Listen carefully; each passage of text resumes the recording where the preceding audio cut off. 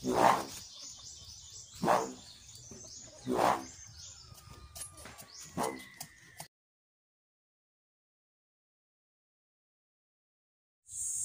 good morning guys, what's up? So, today's vlog guys, ay gagawa tayo ng hamba, no? Mga hamba. So, turin nyo kung paano ako magawa ng hamba. So, sa nakakaalam dyan, so, nood lang tayo guys, no? So, respeto lang mga kalodi. So, yun, no?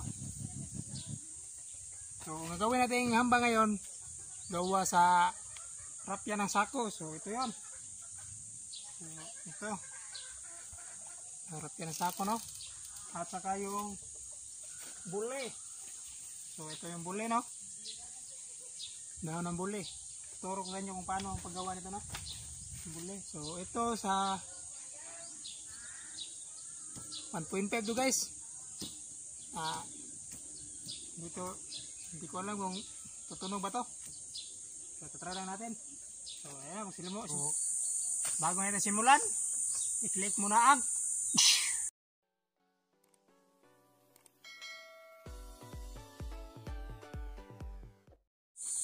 para notify kayo sa aking mga bagong video. So, tara let's pano. So, una kong gawin guys, so yung rapya guys, no? Yung sako. So, meron akong kawayan dito. May sukat na 110 meters. 110 meters, 110 centimeters, no? So, ito yun. Yung rapya ko naman ay 95 cm.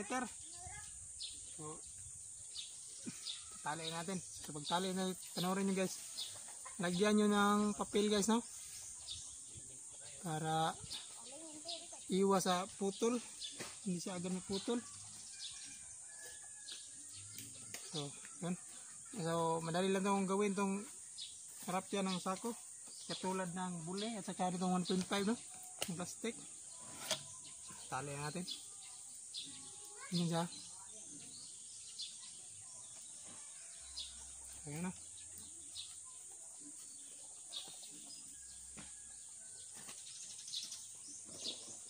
So, tali nyo lang bawat dulo. Higpitan nyo ang pagtali guys para hindi siya matanggal. So, maghanap lang kayo ng rapya, no? Yung hindi agad maputol, no?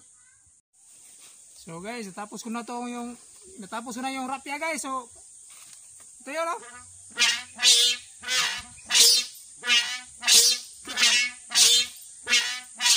Ay, lakas. So sa pagtatali nito guys, dapat dito pasensya na, medyo hindi malinis yung pagtatali, no? Pero malakas naman siya. So dito mo siya sa dulo dito guys. So, tatali mo lang yun ng rapya rin yun. Lagyan mo ng ito, papel para hindi siya agad maputol. So, yun yung hamba na rapya. So, lakas. Para to sa maliliit na saranggula, no? So, tapos na tayo. Sa susunod naman yung sa malalaking saranggula. So, paano paggawa nito guys? So, ito.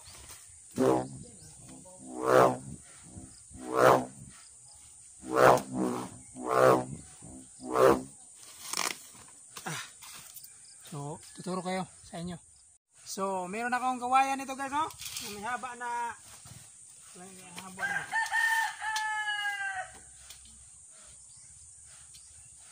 So, 130 cm. So, yun yung gagawin ng kawayan, no? So, meron na akong dahon ng buli dito. Ito yon. So ito yung pinakabatang dahon ng buli, no? Yung nasa dulo, no? So, ingat lang sa pagkuha nito dahil may maraming tinik. So ibibilad ng isang araw sa init ng araw. So yun. So ready to cut na. So ang gamitin natin pag cut guys ay gunting guys. So ito siya, no? Pagka-cut, no? So, panoorin nyo yung pagkat yun, no? Sunod yung gawin ko ito. kalinyas. So yan guys, magkakat na tayo, no? So gamit yung gunting, no?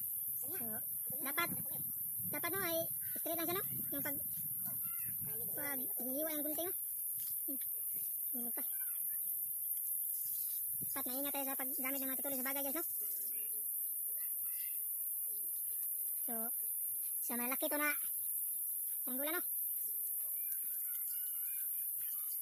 Yan.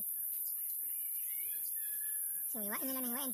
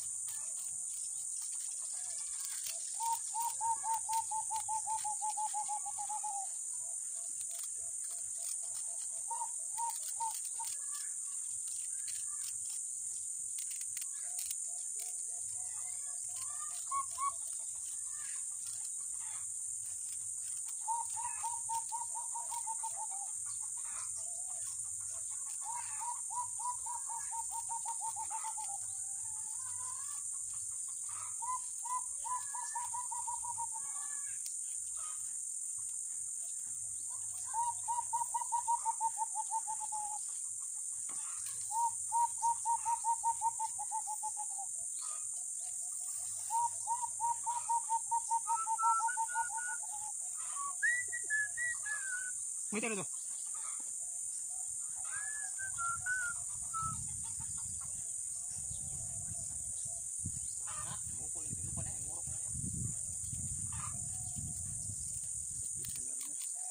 So ito guys, tapos na guys, oh. So tigas. Tibay pala, tigas naman. So sunod natin gawin guys.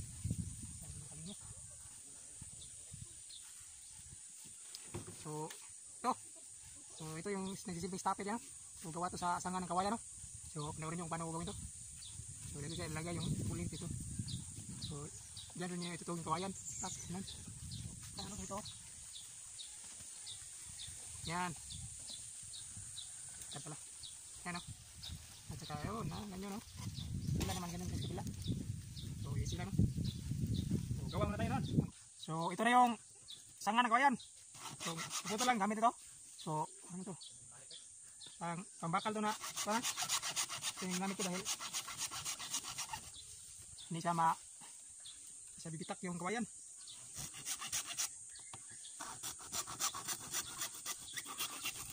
So yun. Ay isa na. So ayan, o. Ayan. Ganyan lang. Ganyan lang. Ganyan. Ito. Ganito lang.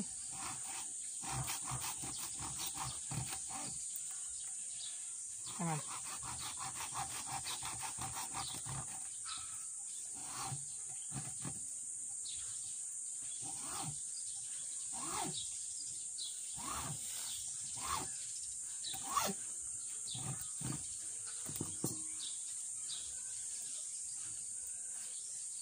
Darah, tinta, baho.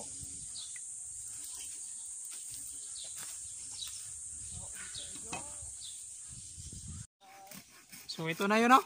Ito na yung itsura niya, no? So madali lang ito siyang gawin, no? So try natin ipasok. So yun, saktong-sakto lang. Sakto-sakto, hindi siya masyadong maluwag. Bila naman, saktong-sakto lang. Saktong-sakto lang, oh. Yan naman. Yan, saktong-sakto lang. So, pasok na natin yung dahon ng buli. So, ang dapat dito sa iladaan guys, no? Sa likod ng kawayan, no? So, dito. So, ito yung silbing likuran ng kawayan, no? So, ito yung hindi magaspang. So, yun. So yun, oh. Lagyan mo rin siya ng papel. So Yun. At pasok mo sa kawayan. Ayan na. So, ayan. So, ito try natin, no?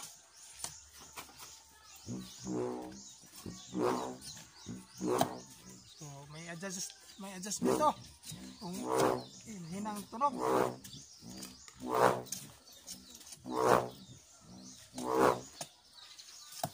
So, kung mahina yung tunog, guys, so, gupitan nyo lang dito, yung panipis, no? Kung masyadong malaki to.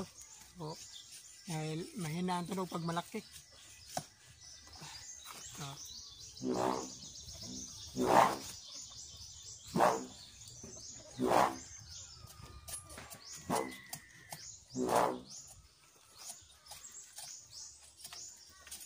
So yun guys, no. So may makikita ko sa inyo guys na eksperimento ko. So yun. Gawa sa 1.5, no. So hindi ko na lang makikita kung paano ginawa dahil hindi naman siya tumunog. Hina kasi.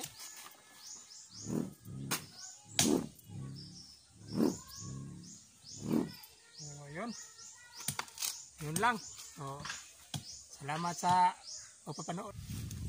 So guys, kung wala kayong buli guys, pwede kayong gumamit ng guma, no?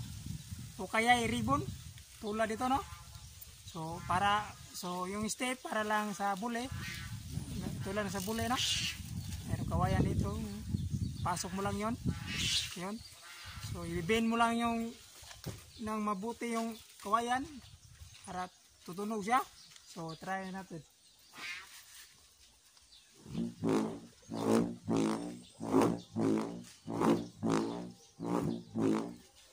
So yun, pwede pala yung ribbon, no? So pwede rin yung guma. So yun guys, salamat sa papanood nyo guys. So see you to my next video.